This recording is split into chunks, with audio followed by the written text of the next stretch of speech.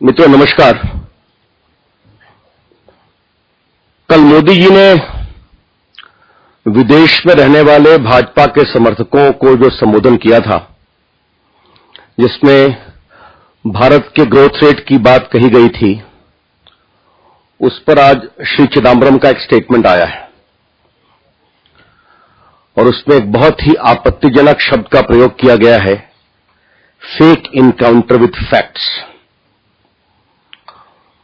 पता नहीं देश के वित्त मंत्री को इन शब्दों का प्रयोग कितना शोभा देता है।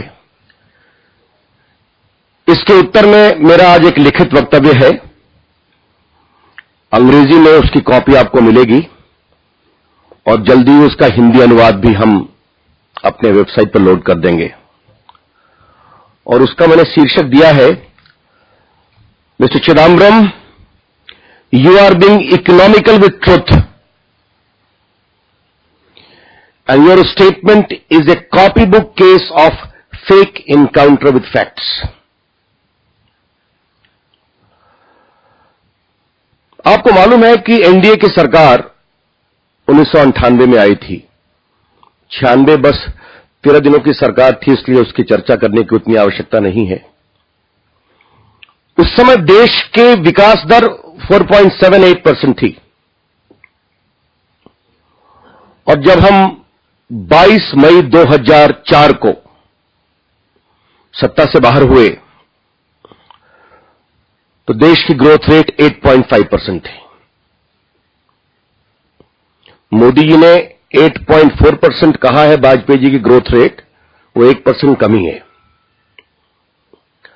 और ये ग्रोथ रेट हम अचीव कर सके, जबकि देश में आपको मालूम है कि पोखरण के बम विस्फोट के बाद, अणुबम विस्फोट के बाद दुनिया की सारी ताकतों ने हम पर सैंक्शन लगाया था। देश में कारगिल युद्ध हुआ था, ईस्ट एशियन इकोनॉमिक क्राइसिस हुई थी बहुत बड़ी 2099-2000 में। गुजरात में बहुत बड़ा भूकंप आया था, 2001-2 में बहुत बड़ा अकाल पड़ा था। इन तमाम अवरोधों के बावजूद अटल बिहारी वाजपेयी जी की सरकार ने जब सत्ता छोड़ी तो देश की विकास दर 8.5% थी। The reason as to why the NDA government led by Shri Vajpayee could give this strong legacy was because of inspiring leadership, sound policy initiative, and also good governance. Therefore, the investors, the entrepreneurs, all trusted the NDA regime. And in spite of so much of extreme adversity, such outstanding economic growth could be achieved. और आज जो चिदंबरम साहब बोल रहे हैं, पहले वैसे नहीं बोलते थे। आपके सामने मैं 2004-5 का इकोनॉमिक सर्वे रखने जा रहा हूं। आपको मालूम है, इकोनॉमिक सर्वे 28 फरवरी को बजट रखा जाता है, उसके एक दिन पहले 27 फरवरी को इकोनॉमिक सर्वे को पार्लियामेंट के अंदर रखते हैं। 2004-5 के इकोनॉमिक सर्वे का मतलब है 27 फरवरी 2005 को इसे पार्लियामेंट के ऊपर रखा गया था। इसकी रेलेवेंट कॉपी हम आपको देंगे। It is prepared by the government of India and the ministry of finance economic division. ये मैं आपको दिखाना चाहता हूं और मैं इसके 5-6 लाइन को पढ़ता हूं, जिसको मैंने अपने रिटन स्टेटमेंट में भी कोट किया है। Buoyed by a rebound in the agriculture and allied sector and is strongly helped by improved performance in industry and services, the economy had registered a growth rate of 8.5% in 2003-4, the highest ever except in 75-76 and 88 and 89. Normally, strong growth is expected after anemic growth and vice versa. Following the bumper growth in 2003-4, initial growth projections for 2004-5 was placed in the range of 6.2% to 7.4%. Therefore, Mr. Chidambaram, when he was the finance minister, in the economic survey laid before the parliament, is conceding two vital points. The growth rate of the NDA in 3-4 was the highest ever in India except 2 years, 75-76 and 88-89. And second, this bumper growth was giving him the strong foundations to take the country's economy further. Chidambaram साहब, मैं आपसे आज एक सवाल करता हूं कि आप इसमें सही बोल रहे हैं या आज के स्टेटमेंट में सही बोल रहे हैं? अगर नरेंद्र मोदी जी ने बात कही कि 8.4% ग्रोथ रेट हुआ, तो 8.5% आप कह रहे हैं, तो इसमें गलत क्या है? दूसरा सवाल जो इससे उठता है वो और भी गंभीर सवाल है कि चिदम्बरम साहब आप ये बताइए, और मनमोहन सिंह जी आप देश के जाने माने अर्थशास्त्री हैं, well known economist of India, though what happened to India's economy is a different question altogether.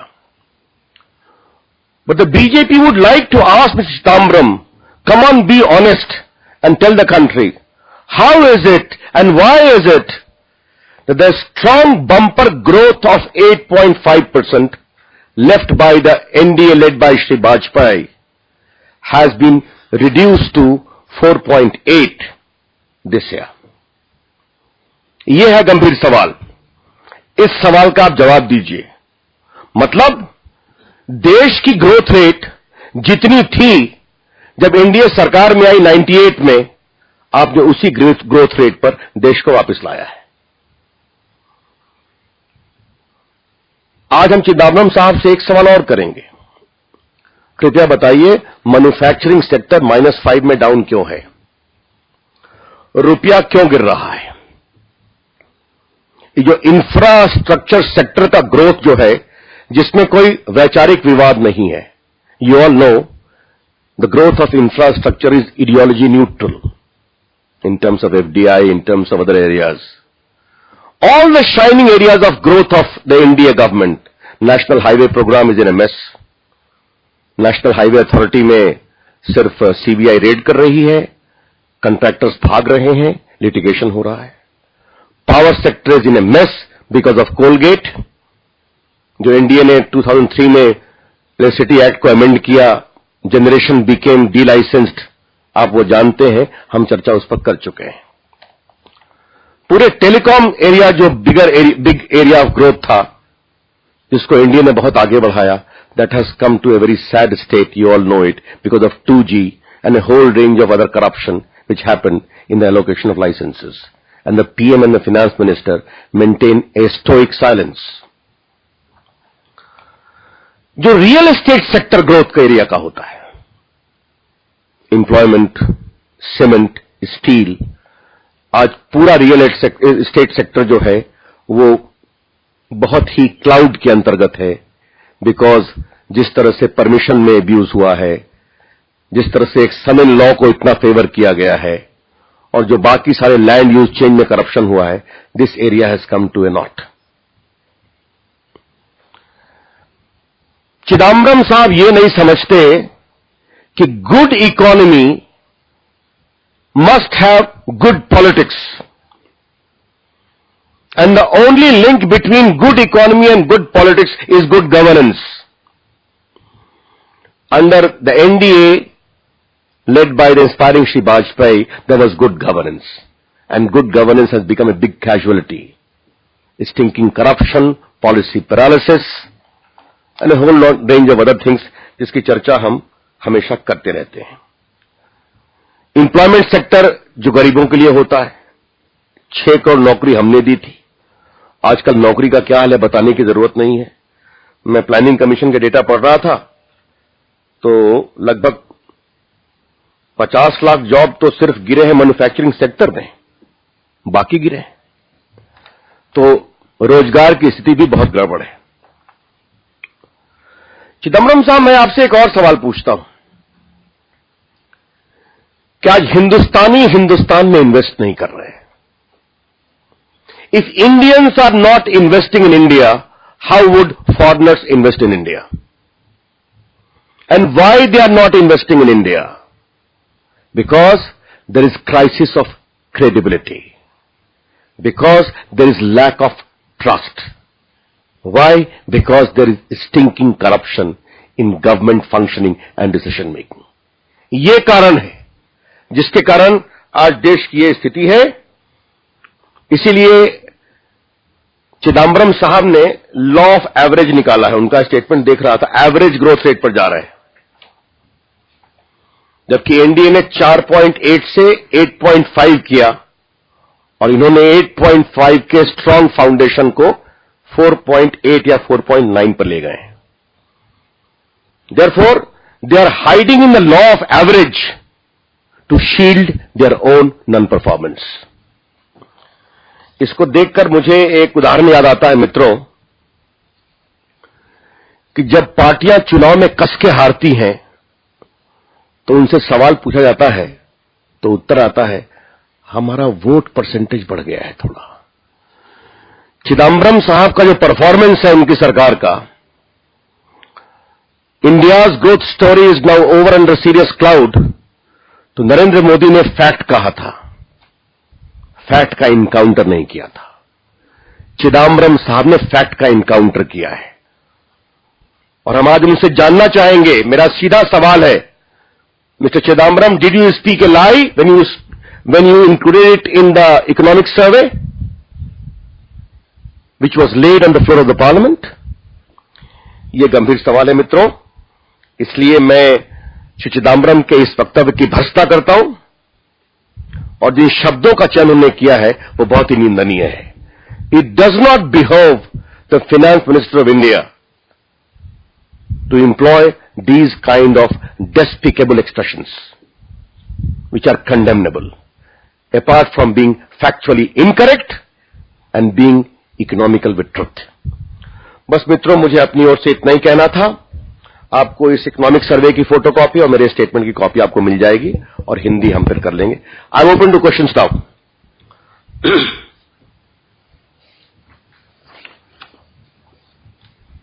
Thank you. Yes. First on the economy, I'm Mr. Chidambaram, then Chandrababu Naidu. No question on economy? Yes. Mr. Parsa. The average growth between 98 and 2004 has been uneven, and I think the UK is counting on their first term average growth, which is about 8%.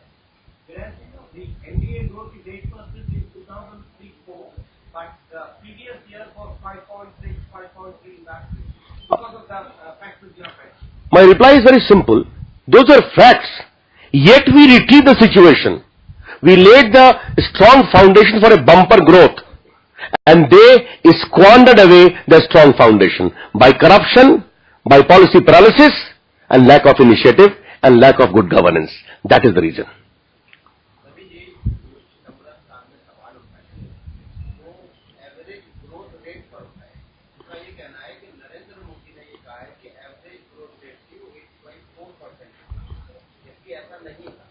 Narendra Modi ji का भाषण बहुत ही स्पष्ट है।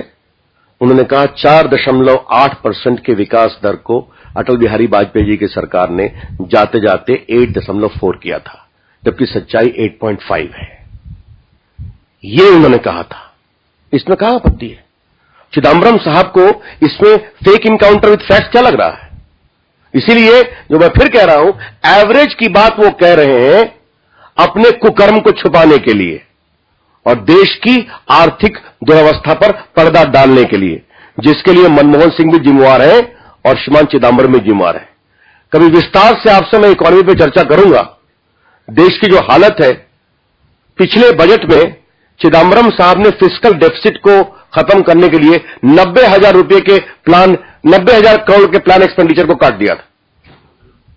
Therefore private investment is not coming and public investment is being slashed down.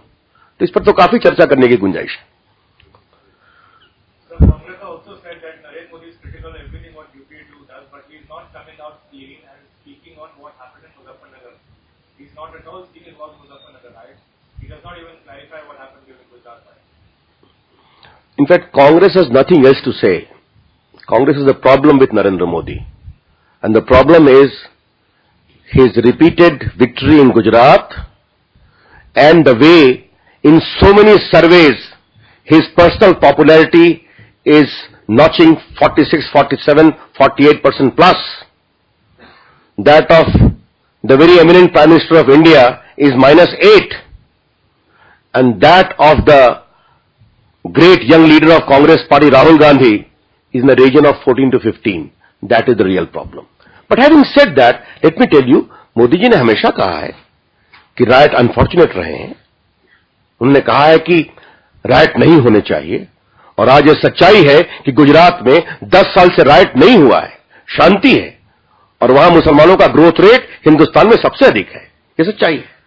लेकिन एक बात मैं जरूर कहूंगा, जो ये सवाल उठाते हैं, ऐसे लोगों से मुझे आज एक सवाल करना है. और शायद ये सवाल, चूंकि आपने देश के बड़े ही कोट अनकोट योग्य सूचना प्रसारण मंत्री की चर्चा की, तो इसलिए मैं सवाल करना चाहता हूं कि जो लोग 11 वर्षों के बाद भी गुजरात राइट की चर्चा करते नहीं थकते, रोज स्टेटमेंट देते हैं, दिल्ली के बुद्धिजीवी मुजफ्फरनगर पर खामोश क्यों हैं? आजम खान के स्टिंग ऑपरेशन, जिसमें आपके चैनल ने भी भूमिका निभाई थी, जो सीधा पुलिस को कार्रवाई करने से रोक रहे हैं, उसके बारे में वो खामोश क्यों हैं? आज तक कांग्रेस पार्टी ने ये बात खुल के क्यों नहीं की कि आजम खान के खिलाफ एफआईआर होना चाहिए? एक तरफ एक विंडो ड्रेसिंग की जा रही है और दूसरी ओर मुलायम सिंह को डिस्प्रपोर्शनल एसेट केस में सीबीआई बेल आउट कर रही है. तो ये सारी राजनीति देश के लोग देख रहे हैं. Yes, someone had asked question here. Yes.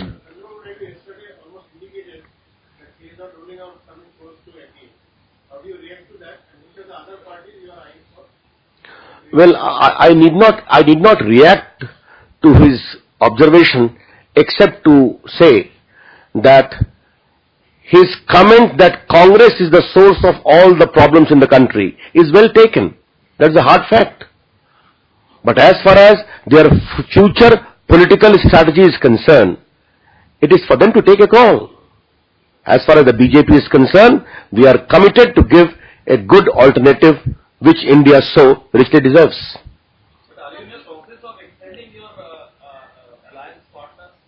Are you in the process of extending the number of alliance partners? Obviously, the number and nature of alliance partner I need not discuss in a press conference, except to tell you that when the elections result would be announced, you will see a large number of allies with us. Dublin. I'll just, you have to ask any question on this? Yeah, I'll just come in.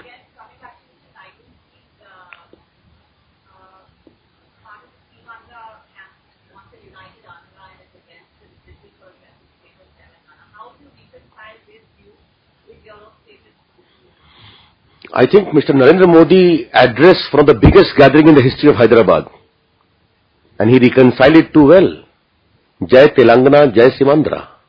That's how our stand is. The BJP is very clear as far as Telangana is concerned, it's our commitment. But the way the present government has messed up things in Andhra Pradesh is quite evident.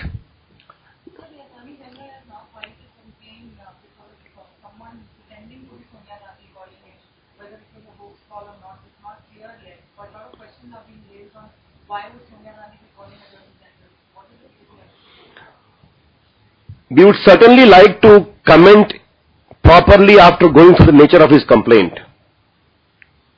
But two questions clearly arise.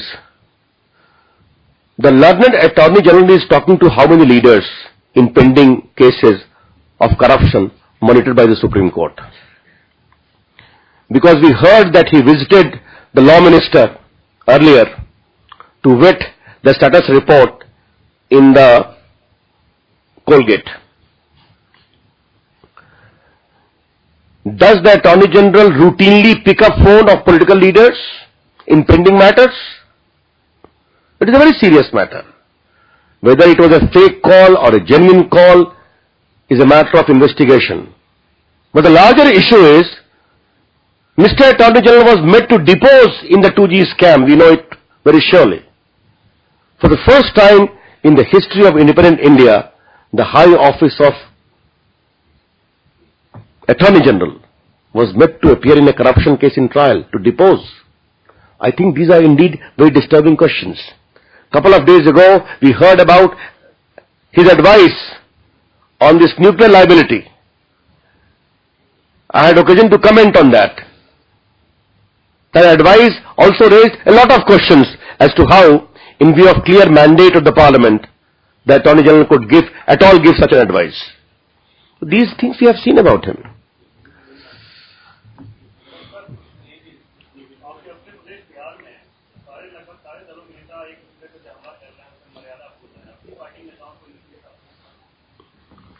देखिए, जहां तक BJP का सवाल है, हम लोगों ने हमेशा मर्यादा का पालन करने की कोशिश की है. अगर कभी किसी बहुत ही छोटे स्तर पर उन मर्यादाओं का अतिक्रमण किया गया है तो पार्टी ने उसको सुधारा भी है. हम इतना अवश्य मानते हैं कि जिस तरीके से जदयू की सरकार वहां काम कर रही है अभी, जिस तरह से वहां एक अनिश्चितता और सुशासन का अभाव हो रहा है, ये हम सभी देख रहे हैं. इसके कारण वहां तनाव है, ये एक सच्चाई है. लेकिन राजनीतिक विरोध के बावजूद मर्यादा का पालन होना चाहिए, ये हमारी सोच है.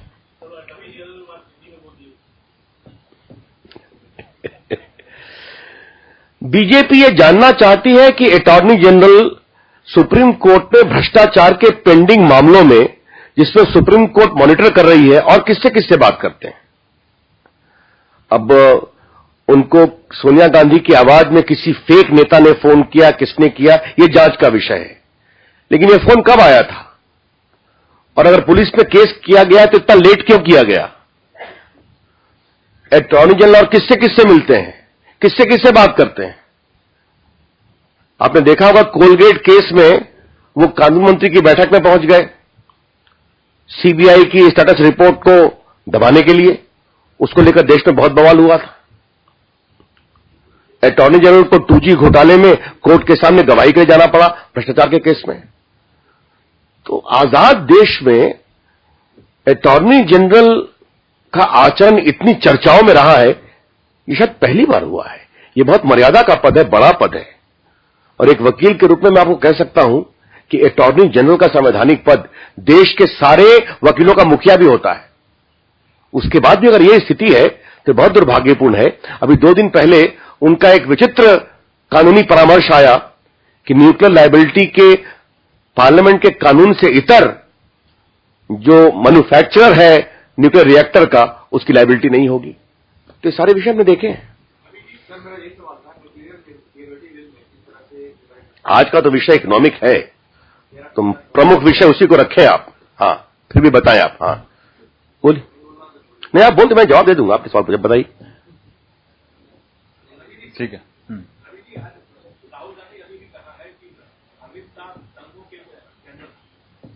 दंगों के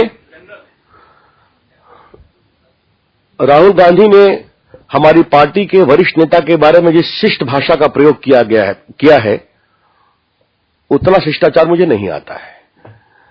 मैं उनसे इतना ही कहूंगा कि थोड़ा राहुल गांधी होमवर्क करें. उत्तर प्रदेश के दंगों पर खामोश क्यों है राहुल गांधी. 70 दंगे हुए. 84 के सिखों के नरसंहार पर खामोश क्यों रहते हैं राहुल गांधी. देश में इतना भ्रष्टाचार हुआ, 2G, कॉमनवेल्थ, कोलगेट, रेलगेट, इस पर राहुल गांधी खामोश क्यों रहते हैं. देश में इतनी महंगाई होती है, प्याज रुला रहा है लोगों को, राहुल गांधी खामोश क्यों रहते हैं. और आज से 2 साल पहले राहुल गांधी ने संसद के अपने कुछ भाषणों में एक भाषण दिया था कलावती लीलावती, विदर्भ की एक किसान परिवार के बारे में. क्या उन्होंने जानने की कोशिश की उस परिवार का क्या हाल है.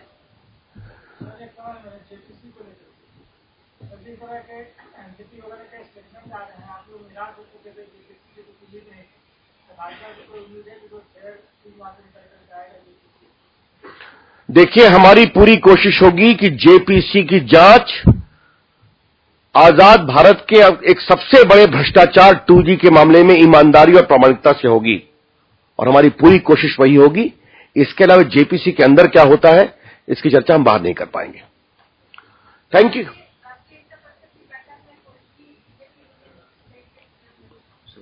शिवराज सिंह चौहान है, शायद मनोहर पर्रिकर भी हैं, अटल आडवाणी जी हैं, सुषमा स्वराज जी हैं, अरुण जेटली हैं, तो मेरे ख्याल में बीजेपी और बाकी बैठक करने के बाद वहां अच्छी जो भी चर्चा होगी आपको बताया जाएगा। बीजेपी के नेता अपने विरोधियों से भी शिष्टाचार से मिलते हैं और मिलते रहेंगे। बीजेपी के नेता वो नहीं है कि बीजेपी किसी मंत्री, नेता या मुख्यमंत्री को देखकर फोटो खिंचाने से परहेज करते हैं। Thank you.